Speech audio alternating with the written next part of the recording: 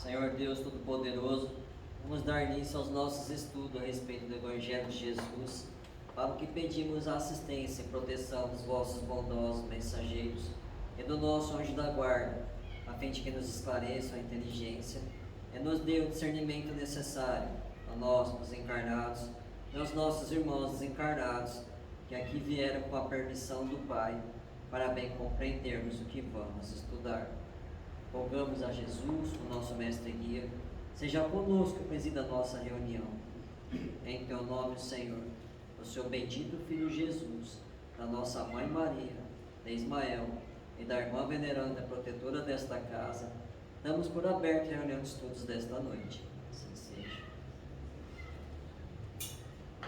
Escamas. E logo lhe caíram dos olhos como umas escamas, e recuperou a vista. Atos 9:18. A visita de Ananias a Paulo de Tarso, na afetiva situação de Damasco, sugere elevadas considerações. Que temos sido nas sombras do pretérito, senão criaturas recobertas de escamas pesadas, sob todos os pontos de vista?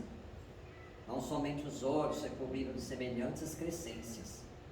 Todas as possibilidades confiadas a nós outros hão sido eclipsadas pela nossa incúria através dos séculos.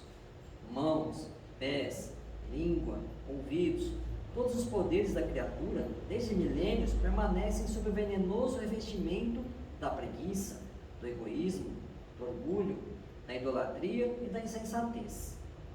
O socorro concedido a Paulo de Tarso oferece, porém, ensinamento profundo. Antes de recebê-lo, o ex-perseguidor rende-se incondicionalmente ao Cristo, penetra a cidade em obediência à recomendação divina, derrotado e sozinho, revelando extrema renúncia onde for aplaudido o triunfador. Acolhido em hospedaria singela, abandonado de todos os companheiros, confiou em Jesus e recebeu-lhe a sublime cooperação. É importante notar, contudo, que o Senhor, utilizando a instrumentalidade de Ananias, não lhe cura senão os olhos, restituindo-lhe o dom de ver.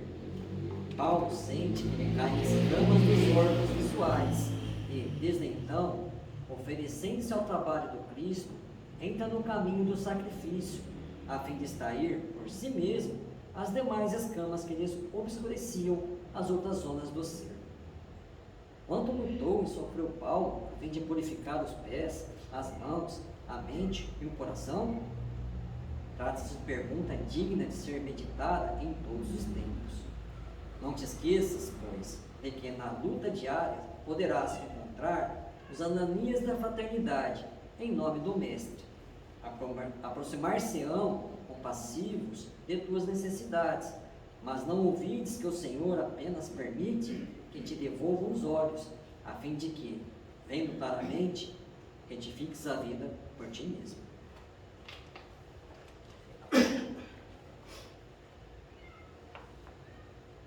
Pai nosso que estais nos céus, santificado seja o vosso nome, Senhor. Que venha a nós o vosso reino, que seja feita a vossa vontade, assim na terra como nos céus. O pão nosso de cada dia nos dai hoje, Senhor. Perdoai as nossas ofensas, assim como nós perdoamos aos que nos têm ofendido. E não nos deixeis que entremos em tentações. E livrai-nos, Pai, de todo o mal, porque teu é o reino, o poder e a glória para sempre.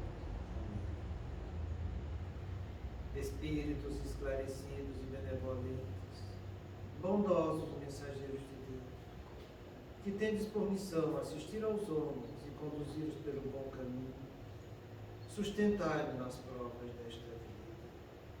Dai-me força para suportá-la sem murmurar. Afastai de mim os maus pensamentos e fazei que eu não dê entrada a nenhum espírito que tentasse iludir-me e conduzir-me no caminho do mal. Esclarecei minha consciência com relação aos meus defeitos e tirai-me de sobre os olhos o véu do orgulho, capaz de impedir que os perceber e confessá-los a mim mesmo. A ti, sobretudo, bondoso anjo da guarda, que mais particularmente velais por mim, e a todos vós, espíritos protetores que por mim vos interessais, fazei que me torne digno da vossa proteção. Conheceis as minhas necessidades, que elas sejam atendidas segundo a vontade de Deus. Que a paz que irradia do coração de Jesus e que abrange toda a terra, possa ser assimilada por todos os corações aqui presentes, tanto encarnados quanto os desencarnados, para que de posse dessa paz possamos compreender as leis que regem o mundo espiritual e ter a sabedoria de praticá-las em nossa vida diária, Senhor. E em nome do nosso Mestre amado Jesus, da irmã veneranda protetora dessa casa e da equipe espiritual que nos assiste, bem como nossos anjos guardiões, solicitamos que a água aqui exposta seja fluidificada em nosso benefício, Senhor. Que assim seja, damos graças a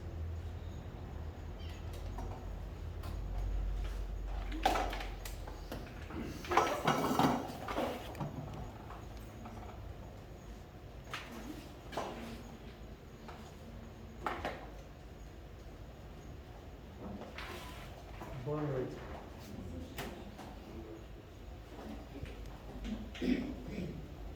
É muito bonita essa mensagem que o Marcelo deu hoje, a respeito de Paulo de Tarso. Acho que todo mundo conhece a história de Paulo. No livro Paulo e Estevão, que conta e narra a história toda de Saulo e Paulo, depois de tudo que ele passou, depois de tudo que ele sofreu, quando ele desencarnou, que chegou no mundo espiritual, ainda tinha escama nos olhos dele. Essa é uma das partes mais delicadas que tem no livro, sabe? E que o Emmanuel comenta no final. Mesmo sabendo dos equívocos praticados e mesmo tendo lucidez da dedicação, ele empenhou pela divulgação do Cristo, passando o que ele passou, levou surra, quebrou costela, quebrou os ossos, ficou acamado mais de 6 meses, curando suas feridas, passou fome, foi perseguido. Depois disso tudo, quando ele desencarnou, ainda tinha escama nos olhos do perispírito. E sabem por quê? Porque ele ainda se sentia culpado por tudo que tinha acontecido na sua encarnação. E nesse momento que ele fica sem enxergar no mundo espiritual, o mesmo Ananias que havia curado ele aqui na terra, vai e tira as escamas dos olhos espirituais dele, mostrando que ele não tinha motivo para se sentir mais culpado. Então é muito bonito essa história, sabe? Isso serve de instrução para a gente. Porque a gente acha que quando a gente faz as coisas aqui na Terra, do ponto de vista humano, a gente acha que já fez demais. A gente acha que já é muito merecedor. Do lado espiritual não é bem desse jeito. A nossa consciência, e a gente sempre fala isso aqui em reuniões, ela é incorruptível. A chaga que existe nela, a gente vai ter que enfrentar cedo ou tarde. Então que a gente procure seguir os padrões que essa consciência nos dá. Para que quando a gente chegar no mundo espiritual, ela não venha com seus olhos infalíveis nos chamar para a nossa responsabilidade. A gente que trabalha em reunião mediúnica, a gente vê isso com frequência. E muitas vezes os irmãos veem seus próprios olhos da sua consciência olhando para ele e recriminando. Então que a gente procure se aprofundar mais nos ensinamentos da doutrina, para que a gente saiba colher coisas corretas em nossa vida e a gente colocar em prática. Quem não leu ainda esse livro, está convidado a ler, porque tem muito o que aprender, sabe? A gente viu a semana passada, 2 quartas seguidas, falando a respeito de como se processa a ação hipnótica da espiritualidade inferior. Toda vez que ela nota que você tem, ele fala aqui, uma paixão, entende? Uma angústia, ou algo que te perturba, eles sabem captar isso de nós. E sabendo captar isso, eles vêm nos influenciar. E a influência que a gente recebe no mundo espiritual é como eu estava falando aqui para vocês quarta passada. Não precisa você estar já desdobrado no mundo espiritual. Basta você encontrar sobre a ação da carne. E isso é um detalhe interessante, sabe? Porque Kardec, quando fala no retorno do mundo espiritual, está no Livro dos Espíritos, a espiritualidade superior explica muito bem. Quando reencarna, o homem enfrenta novamente os seus instintos. A carne nos traz instintos. Se você está liberto, nem que seja parcialmente da carne, você já tem uma certa defesa. Então eles esperam nesses momentos em que a carne ainda está sendo a referência do espírito, para que nesse momento de torpor, em que eles deixam de sentir um pouco o seu envolvimento físico, mas que ainda está sob o instinto da carne, onde estão as suas angústias e suas paixões, ele consiga projetar ideias reforçando essas angústias e essas paixões. É aí que começa a se formar um hábito no nosso subconsciente. É aí que está o detalhe, entende? Se a gente consegue frear isso aqui quando a gente está formando opiniões, o processo não vai ser dado continuidade. Então o detalhe está aí. Cuidado quando você estiver refletindo, formando opiniões. Que você saiba usar a sua capacidade de ter discernimento. Para que com esse discernimento você saiba analisar o que é certo e o que é errado dessas opiniões que você está formando. O que é verdadeiro e o que é falso daquilo que está chegando em tua mente. Porque você, agindo com discernimento, você vai formar opiniões no caminho mais edificante do bem. Porque quando você não faz isso, e a coisa começa a dar continuidade, e essas paixões e essas angústias começam a acentuar em você, e que forma uma atitude subconsciente, aí acontece o que a gente vai estudar hoje. Você, quando se desdobra no período do sono, essa atividade sua subconsciente vai facilitar com que você se torne preso a ela e àqueles que nutriram isso em você. E aí a coisa fica dolorosa, porque eles vão fazer com que você viva no mundo espiritual aquilo que está te causando conflito e que você ainda não viveu no mundo carnal, para que, extenuando isso no mundo espiritual, essa ação subconsciente, que não é edificante, seja cada vez mais vitalizada em você. E você entra nisso em sofrimento, sabe?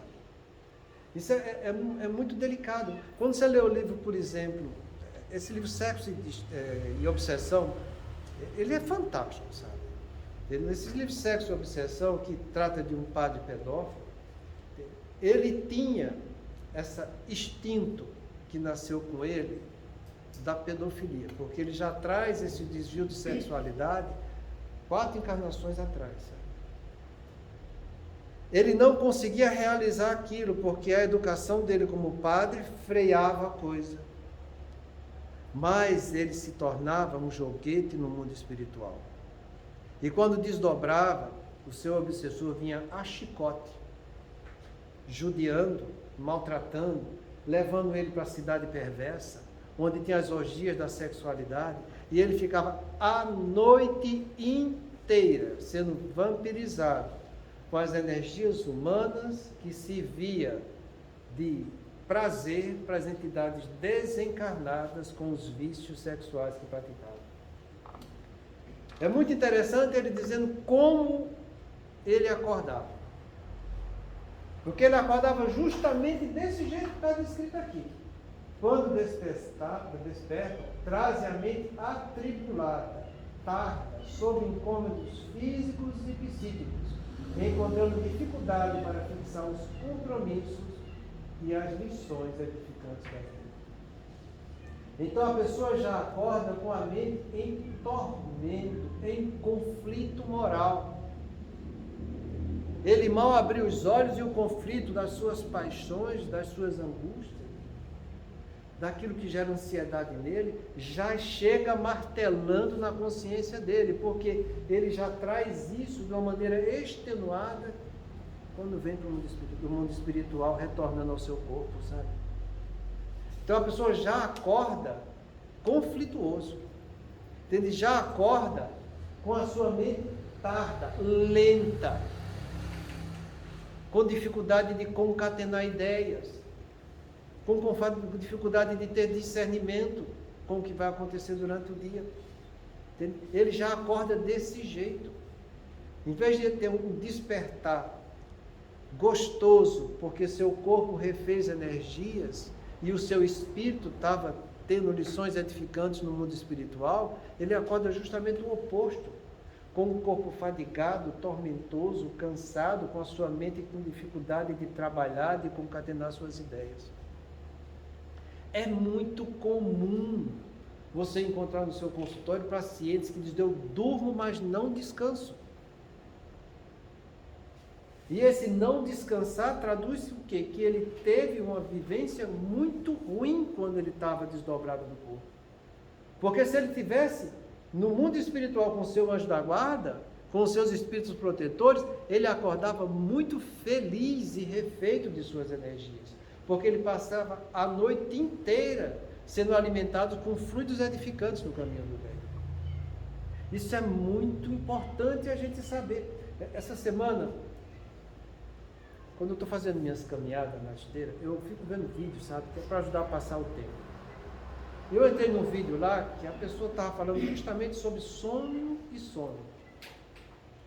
E ele falou que as pessoas às vezes dormem e acordam cansadas. E ele disse: olha, mas isso é muito bom, sinal que ela trabalhou muito no mundo espiritual. E eu fiquei olhando para aquilo e digo: meu Deus do céu, deixa eu riscar isso aqui da minha lista, né? Porque esse não está sabendo o que está falando. Ele trabalhou muito com a espiritualidade inferior. Porque se fosse com a superior, você não acordaria desse jeito. É a mesma coisa que acontece às vezes na cabine de passe. Aqueles que dão passes exclusivamente do ponto de vista pessoal, material e individual, às vezes quando termina o trabalho de passe, chegam tão cansados. Por quê? Porque eles não trabalharam com a espiritualidade superior na transmissão de fluidos, eles trabalharam com passes exclusivamente magnéticos. E realmente, eles terminam os passes cansados, porque eles tiraram a energia dele próprio pela vontade dele. Eles não participaram do passes mistos como Kardec descreve no livro da Gênesis, em que você vai ter o seu protetor que vai tonificar seus centros de força com energia a mais para que você consiga trabalhar, e você é o primeiro a receber a energia boa que vai ser transmitida para o necessitado. Antes de chegar no necessitado, ela passa por você e já deixa energia boa em você. Você, quando termina o passo, você está alegre, feliz e satisfeito. E com muita vitalidade. Beneficiado. É o primeiro a ser beneficiado, é o passista. E não aquele que está recebendo. Aquele que está recebendo passou pelo passista para chegar até ele.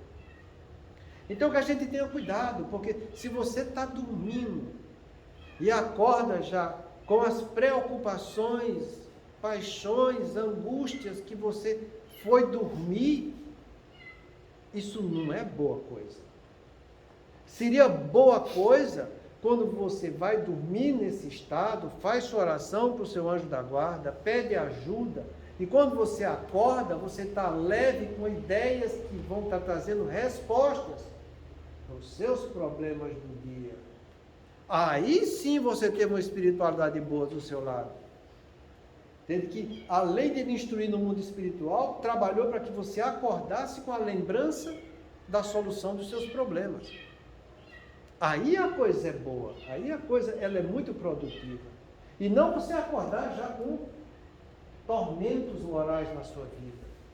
E não você acordar já com o seu cérebro extenuado, porque você dormiu, não descansou, não repôs energias no seu cérebro, e é como se você tivesse trabalhado a noite inteira. Então a mente está lenta, você tem dificuldade de raciocinar. Você sabe muito bem quando você trabalha muito durante o dia e estuda bastante, quando chega no final do dia, você está realmente com dificuldade já de concatenar as ideias. Isso para quem estuda, né? Para quem estuda mesmo, né? Aquele que senta vai estar 6, 8 horas direto ali. Entendeu? Até ele se acostumar com isso, ele vai ficar fatigado no final do dia. Agora você imagina você ficar mais 8 horas sem repor essas energias. A dificuldade que você vai ter. Então a mente lenta, com preguiça mental de concatenar suas ideias, isso é um mau sinal, gente. Sobre o incômodo de cansaço físico e psíquico, a gente sempre tem falado para você que os 4 sintomas que levam à obsessão simples, o primeiro deles chama de mau humor matinal. E o que é mau humor matinal, senão você já acordar com a mente atribulada e irritada? A pessoa dorme, não descansa, já acorda com a cara fechada, meu. Isso é muito mal.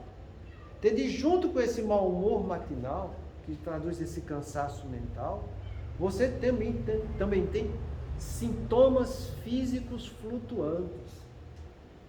É interessante isso, sabe? E a gente encontra isso com uma frequência imensa.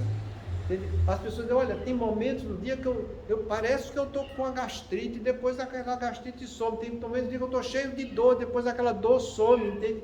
Tem momentos que eu sinto aquela angústia sem saber porquê, e depois de 20 minutos aquela angústia some. Então, é o que a gente chama de mal-estar físico flutuante. Ele começa a perceber, principalmente nos seus órgãos de choque, que são mais vulneráveis, a dificuldade fluídica e também as imperfeições e as deformidades fluídicas que tem aquele espírito que está querendo lhe influenciar. Os sintomas físicos, que ele é mais vulnerável, e os sintomas físicos do seu companheiro espiritual. Então, são mal-estar físicos flutuantes. Que isso se associa com irritabilidade, que é o terceiro sintoma. Irritabilidade é isso aqui. E junto com essa irritabilidade, que a coisa começa a se pronunciar e acentuar cada dia, e ele tenta manter as rédeas do processo, mas sem praticar a atitude correta, com o passar do tempo, ele vai vencendo suas defesas e ele parte para a agressividade. Quando ele parte para a agressividade, você pode bater o carimbo e dizer, é obsessão simples. Entende? Esse processo acontece em média de 2 meses. Entende? É muito interessante quando os pacientes chegam no consultório desse jeito. Porque essa agressividade começa a incomodar a própria pessoa, sabe? Porque ela sabe que não é daquele jeito. Eu não sou assim, por que é que eu estou assim? Entende? Aquilo vai se pronunciando, aquilo vai se acentuando, a agressividade vai aumentando. E ele, em virtude do desconforto que está causando com ele mesmo e com os outros, ele chega no consultório dizendo, eu estou muito irritado, tudo me incomoda. E qualquer coisa eu já perco as estribeiras. Eu já vou falando. Eu já vou dizendo. Entende? E isso está me incomodando. E eu quero um remédio para resolver meu problema. Porque eu não quero ficar desse jeito. Você acha que vai ter remédio para resolver um problema no corpo que está sofrido quando a causa é espiritual? O que a gente vai fazer no corpo, quando chega pacientes desse jeito, é repor o equilíbrio, combatendo os efeitos. E a gente sempre alerta o paciente para isso. O remédio não vai mudar a tua maneira de pensar, nem tua maneira de dormir, nem tua maneira de ficar interagindo no mundo. O remédio vai trazer um bem-estar para o seu corpo para que você mude a maneira de viver e de encarar a vida.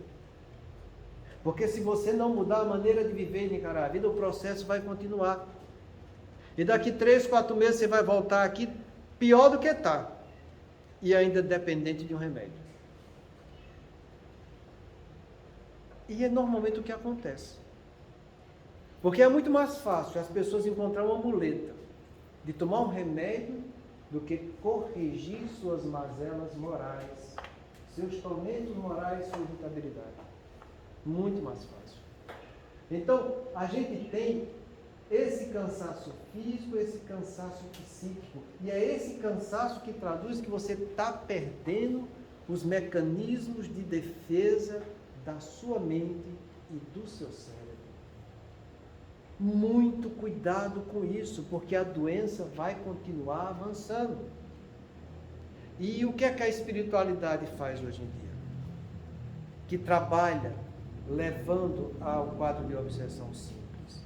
Quando ele vê que a pessoa está procurando tratamento, quando ele vê que a pessoa está tomando uma medicação que está tendo equilíbrio, quando ele vê que a pessoa está indo em busca da solução, porque a gente orienta ele para... Isso quando a gente consegue perceber, né, onde está a causa do problema para que ele mude. Ou que ele, de uma maneira mais efetiva, vai procurar fazer uma psicoterapia para corrigir seus problemas mentais, que são problemas espirituais. Vendo que a pessoa está indo atrás de solução e que ele ainda não tomou conta da sua casa mental, eles se afastam. Eles se distanciam um pouco.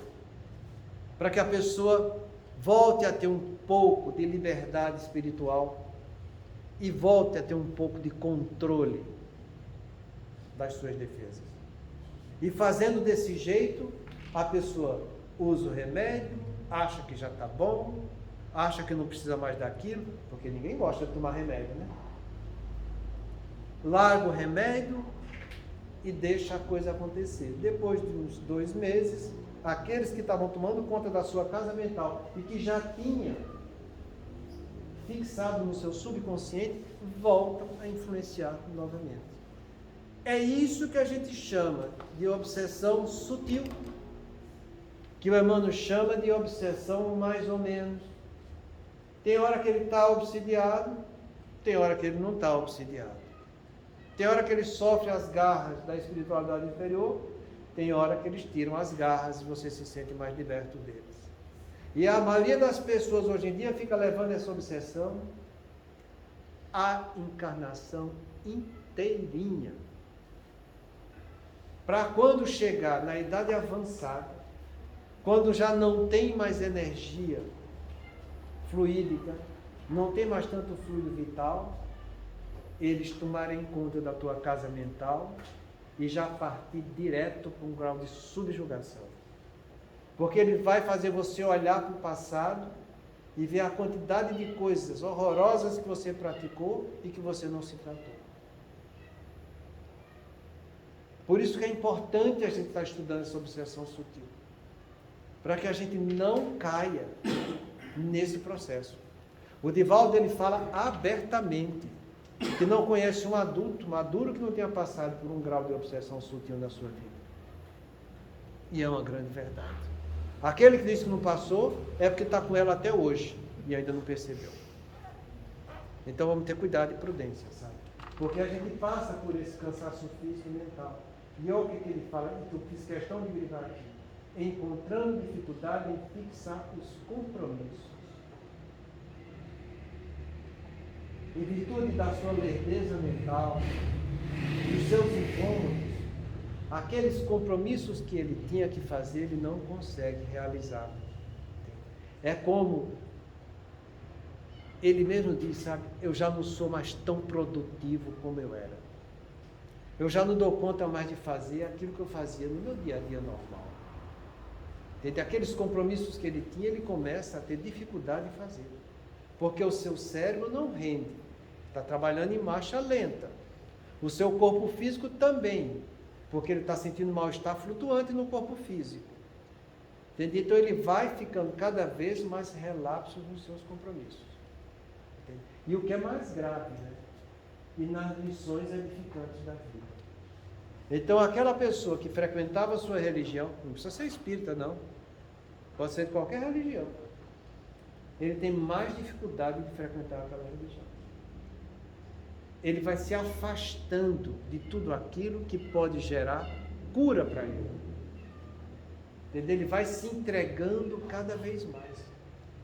Então, compreenda que quando você estiver sentindo preguiça de vir para a reunião, preguiça de ir para o tratamento de paz, preguiça de fazer evangelho no lar com assiduidade, compreenda que você não está tendo uma boa influência. É nesse momento em que você tem que se levantar e mostrar que você quer coisas edificantes na sua vida. Estou cansado? Eu vou, mesmo cansado. A cabeça está doendo? Eu vou. Eu não vou me entregar fugindo daquilo que vai me trazer bem. É aí que está os olhos da alma, que todos nós temos, para vir mostrar para os olhos do homem que a gente tem condição de superar nossas dificuldades e ir em busca das coisas edificantes da vida. Olha, para você ver a dificuldade que a gente tem nisso, sabe? Quando eu atendo as pessoas, não só aqui na casa espírita, quando eu atendo no meu consultório também, quando tem espaço para isso, a gente pede para que ela leia 2 questões do Livro dos Espíritos antes de dormir. Você não passa mais de 5 minutos para ler 2 questões daquela.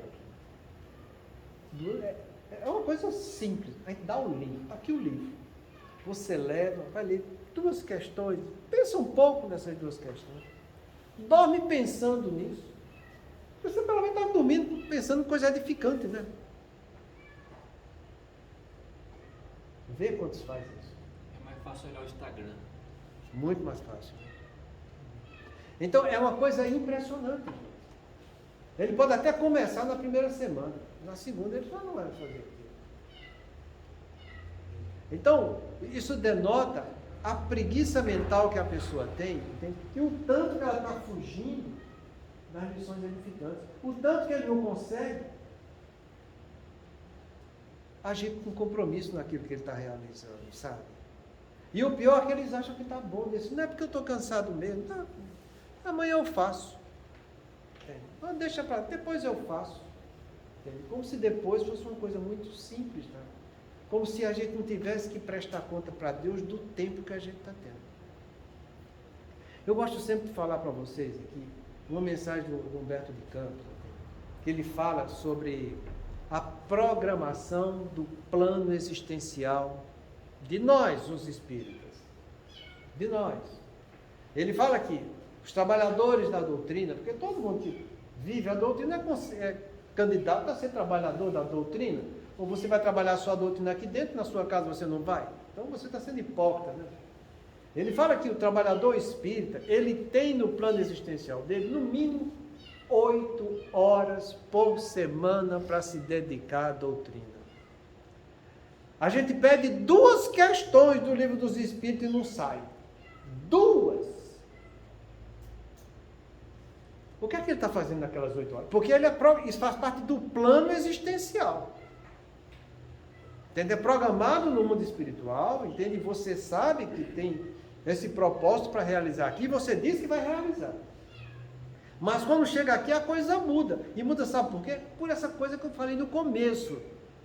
A carne nos acorda os instintos que estavam adormecidos. E são esses instintos adormecidos que nos encantam. Porque esses instintos estão todos aqui, ó, no subconsciente.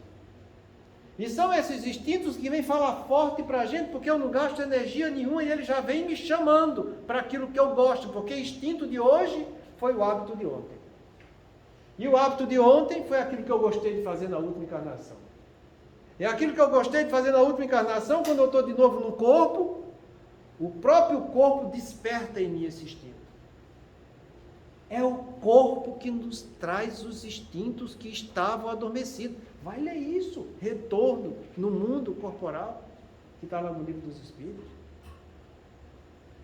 Então, quando esses instintos começam a falar mais alto, eu esqueço das 6 horas que meu espírito tem para viver as 8 horas a mais com o homem que está me trazendo satisfação. E a espiritualidade inferior, que me acompanha no meu dia a dia, tanto os espíritos simpáticos quanto aqueles odiosos, eles sabem disso. E vem trazer cada vez mais ideias intuitivas para que eu continue vivenciando meus instintos. Porque à medida que eu começo a sentir prazer com aqueles instintos que eu já tenho e que fazem eu recordar as emoções do ontem, eu me encanto.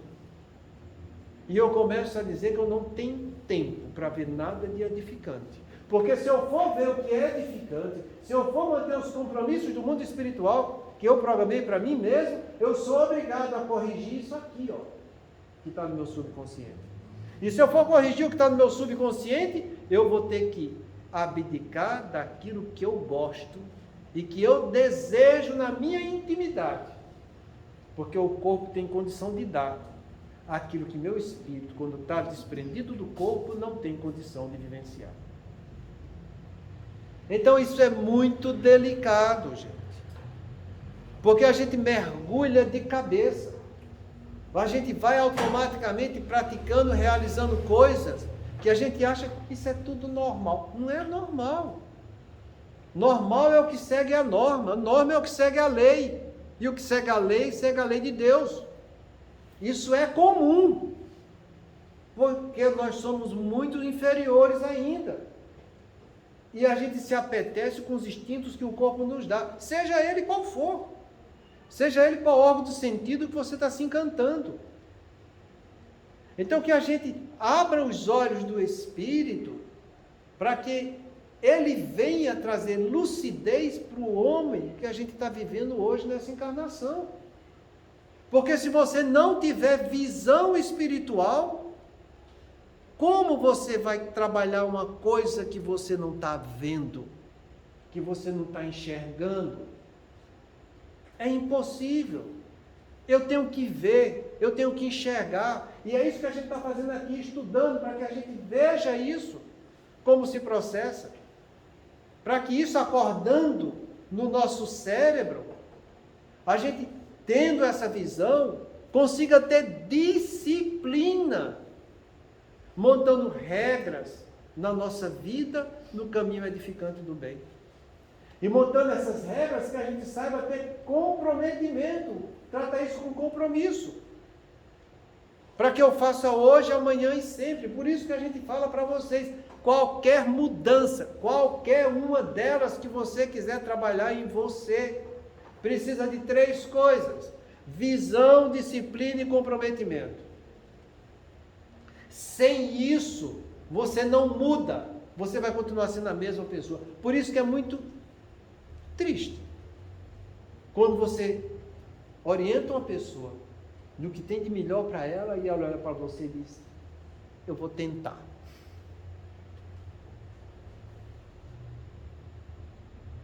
Pode tentar. Você comentou sobre a obsessão que é em adulto. Isso acontece em adulto?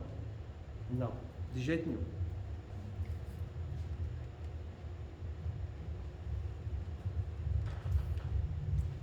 A obsessão acontece em qualquer faixa etária. Qualquer faixa etária.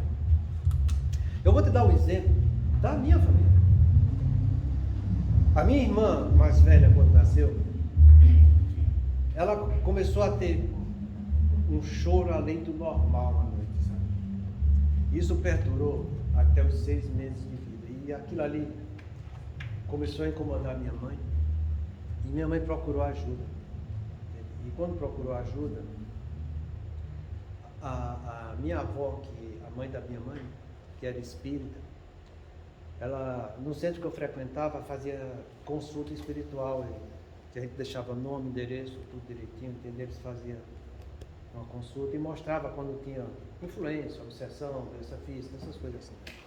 E quando era alguma coisa mais grave, você recebia uma carta psicografada. E ela foi orientada da seguinte maneira: essa menina que nasceu tem compromissos graves com a espiritualidade.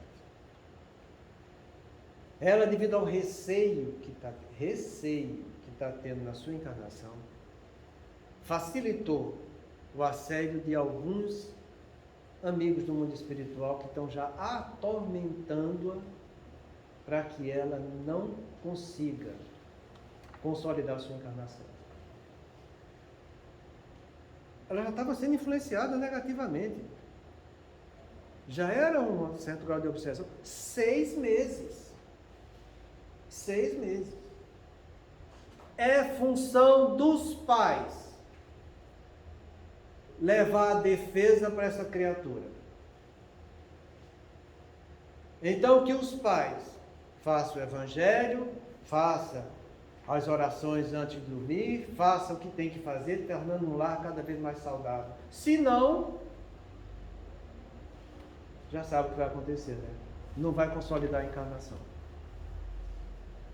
Então, não existe idade. Ah, mas é tão pequenininho, como é que pode um anjinho desse? Deus não vai deixar.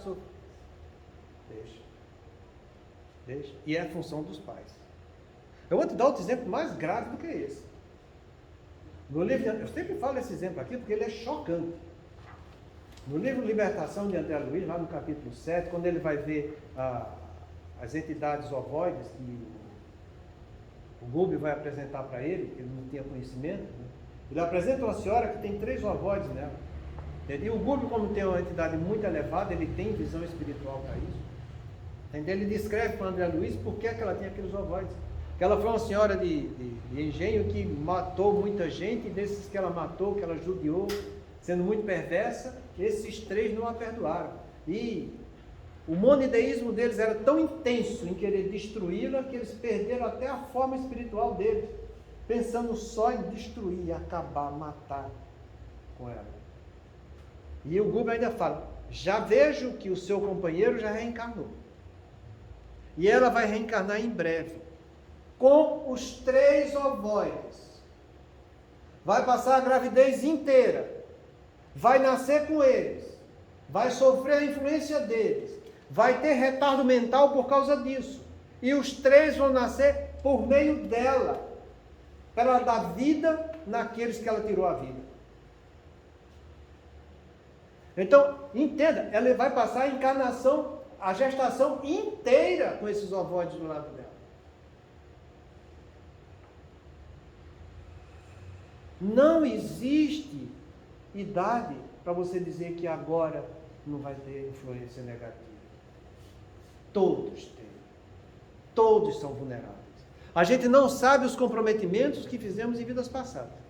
Mas a gente sabe que reencarnou aqui com um plano existencial. A gente sabe que teve preces intercessórias em benefício daqueles que estavam vinculados na esfera inferior. A gente sabe que a gente traz dentro da gente, em nossa consciência, todas as respostas que a gente precisa. A gente sabe que todos nós temos um anjo da guarda. A gente sabe que todos nós temos espíritos familiares que estão ao nosso lado, nos cativando no caminho do bem. A gente sabe que quem tem que trabalhar em benefício de cada um de nós somos nós mesmos. Então, que os pais saibam educar seus filhos. E saibam educar da maneira correta, levando Jesus para dentro do seu lar. Faça evangelho no lar. Uma vez é pouca, faça 2, faça 3, 4, faça 7 vezes, mas faça. Porque a gente quer que Jesus esteja no nosso lar. Ou vocês não querem? Então convide. Traga. Chame. Batei e abri-se-vos-á. Procurai e acharei. Não é assim que ele falou? Onde tiver 2 ou mais pessoas reunidas no meu nome, lá estarei no meio deles. Não foi assim que ele disse para a gente? Então faça. Faça.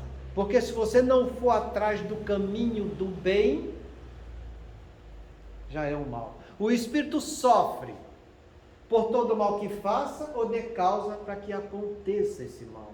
Por todo o bem que deveria ter feito e não fez, e por todo o mal que decorreu de não ter feito esse bem. Essa é a grande lei. Que vocês não esqueçam jamais disso aí. Porque Deus nos fez para o caminho do bem. E eu tenho que trabalhar no caminho do bem todos os dias da minha vida. Ou você acha que a gente vai continuar com licença moral? Sábado e domingo eu não preciso. Sábado e domingo eu estou de licença. Sábado e domingo eu como o que não devo, eu bebo o que não devo, eu faço o que não devo, entende? A vida não é assim. Jesus foi muito taxativo. Quem não está comigo está contra mim. Quem comigo não junta, espalha. Você quer mais o que a respeito disso? Uma das poucas vezes que eu falei isso aqui, teve gente que falou que eu estava sendo radical. Eu radical? Foi Jesus que falou, não fui eu. Falei que isso está nos 3 evangelhos. Então é dever nosso edificar nossos filhos, no caminho do bem. É dever nosso mostrar para os nossos filhos que nós temos compromissos e nós vamos praticar esses compromissos até o fim. Por isso que eu falo para vocês, como eu estava dizendo, qualquer mudança na vida, quem não quer mudar para o caminho do bem? Todo mundo quer. Quem não quer que seu filho vá no caminho do bem? Todo mundo quer. Qualquer mudança, seja lá qual for, é preciso visão, disciplina com comprometimento. Visão é eu sair da vista humana e enxergar algo além disso. E não vem você dizer que você não tem capacidade de enxergar isso, porque você tem. Está lá no livro dos Espíritos, quando o princípio espiritual ganha a inteligência, desenvolve 3 pilares da consciência nele. O primeiro chama consciência do futuro, que faz com que ele perceba que além da vida material, existe um Deus. E existe também uma vida para ele, esta material. Isso quando você sai da animalidade e ganha a hominidade. Essa consciência do futuro está nos primatas aí. Você vê os silvícolas aí adorando Deus, adorando o trovão, adorando a chuva, adorando tudo, adorando o barulho, porque eles sabem na sua intimidade que existe algo superior e extra-humano. Eles sabem que eles vão continuar depois dessa vida. Isso faz parte da inteligência do futuro. Depois eu tenho a consciência ética, que mostra a diferença entre o bem e o mal, o certo e o errado. É aí que nasce o discernimento. E depois eu tenho a consciência moral, sabendo que eu vou ser responsável por aquilo que eu vou fazer e vou ter que assumir as consequências. Isso todo mundo tem aí na sua consciência. Você pode botar, pode obnubilar isso, pode, mas não aconselho fazer, porque você não vai conseguir fugir de você mesmo. É impossível você fugir de você. Então que você saiba que essa visão espiritual está ao teu alcance e que teu anjo da guarda vai justamente trabalhar aí, para que você veja a verdade que você precisa praticar para sair melhor dessa encarnação. Teu anjo da guarda e espíritos familiares trabalham sempre nisso, ampliando a tua visão. Por isso que ele pede para que vocês venham estudar alguma coisa, para que essa visão ampliando venha iluminar o homem que você está vivendo, que é o seu ego, que é onde estão as suas ignorâncias e suas imperfeições. E trazendo luz para a sua ignorância e sua imperfeição, você possa ter uma atitude mais nobre. É justamente aí nessa visão que está o que André Luiz chama no livro No Mundo Maior, a nossa casa mental moralizadora, é onde está o nosso pré-frontal, é onde está a minha capacidade de exercitar a razão, de refletir, de pensar. Você só ativa o seu pré-frontal desse jeito. É aí que o anjo da guarda está entrando na tua casa mental. Ele não entra no outro canto, não. Atrás da tua casa mental, onde estão as sensações do corpo, o que vai chegar aí são os espíritos simpáticos, que ficam sugando os seus fluidos com os vícios do corpo que você tem. Onde é que vai entrar os espíritos obsessores odiosos que querem nos prejudicar? Nos gânglios basais, que é onde estão o quê? Os instintos. Onde estão os instintos nossos do passado, que são aquilo que eu vivi nessa encarnação passada e que eu trago nessa vida.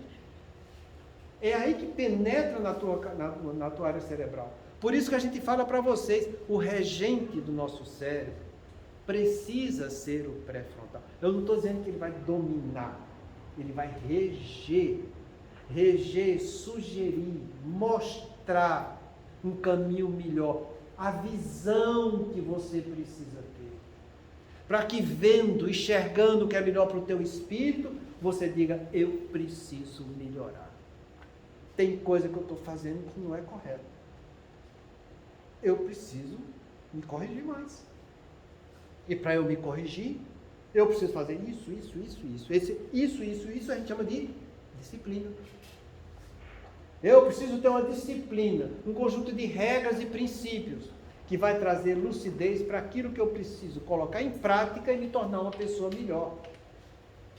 Mas eu vou ter que fazer isso hoje, amanhã e sempre, porque eu vou ter que transformar isso em um hábito. Para que esse hábito amanhã, na próxima encarnação, já seja um instinto em relação ao meu progresso. Eu já vou trazer instintos melhores na próxima encarnação. Tudo que eu transformar em hábito saudável nessa vida é uma conquista moral para a minha imortalidade. Então que eu faça o esforço que tiver ao meu alcance, com comprometimento, hoje, amanhã e sempre, de me tornar uma pessoa melhor. Porque é isso que eu vou ter na minha vida, lições edificantes, com compromisso. Se você não faz isso, você não se melhora. Então cuidado, porque toda essa fase inicial desse processo espiritual de influência negativa vai te gerar dificuldade em você ter comprometimento e praticar coisas edificantes. Então não adianta você dizer, eu quero, mas não consigo. Não consegue porque não tem disciplina. Não consegue porque não tem comprometimento. E não tem isso porque ainda não teve visão suficiente para ver a besteira que está fazendo na sua vida. Porque se você enxergasse a besteira que está fazendo, você num instante ia arrumar esforço da sua parte para poder colocar em prática algo que é melhor na sua encarnação. Entende direitinho? Então você vê que existe um verdadeiro confronto entre uma influência negativa e aquilo de positivo que você precisa praticar. Quer sair da influência negativa? Mostra que tem visão com comprometimento, mostra que quer trabalhar a qualidade edificante da sua vida. Quanto maior a dificuldade, maior o merecimento. Se você pensa que está fazendo alguma coisa sem dificuldade e que está trazendo coisa boa para o seu espírito, esqueça. Essa pergunta está lá no livro dos Espíritos. Ele fala desse jeito.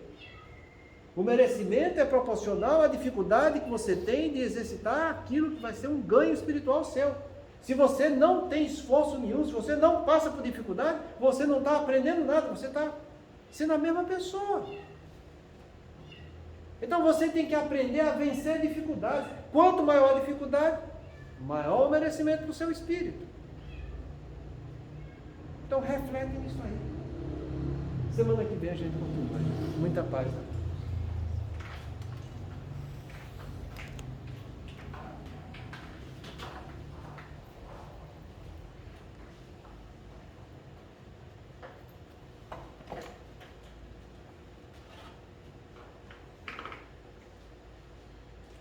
Façamos nossa prece.